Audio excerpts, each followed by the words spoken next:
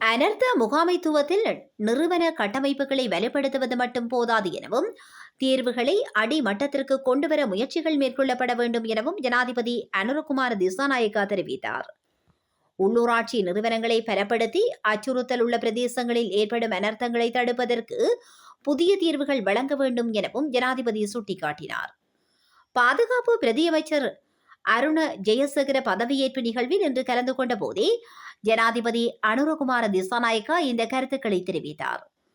ஆய்வுகள் மேற்கொள்ளப்பட்டு அனர்த்த முகாமைத்துவ சட்ட முறைமைகள் தயாரிக்கப்பட்டுள்ளதாகவும் அந்த சட்டங்களை உரிய முறையில் நடைமுறைப்படுத்துவது அதிகாரிகளின் பொறுப்பாகும் எனவும் ஜனாதிபதி சுட்டிக்காட்டினார். அவ்வாறு பணியாற்றும் எந்தவொரு அதிகாரிக்காகவும் முன் நிற்பேன் எனவும் ஜனாதிபதி அனுரகுமார திசாநாயக்கா வலியுறுத்தினார். அனர்த்த முகாமைத்துவம் தொடர்பான சட்ட கட்டமைப்பை வலுப்படுத்துவதற்கான முன்மொழிவுகளை சமர்ப்பிக்குமாறும் அரச ஊழியர்களிடம் ஜனாதிபதி கோரிக்கை விடுத்தார். அனர்த்த முகாமைத்துவத்திற்காக அரசாங்கம் அதிகளவு செலவிடுவதாகவும் சட்டங்களை சரியான முறையில் நடைமுறைப்படுத்துவதன் மூலம் அந்த செலவை குறைக்க முடியும் எனவும் ஜனாதிபதி மேலும் தெரிவித்தார்.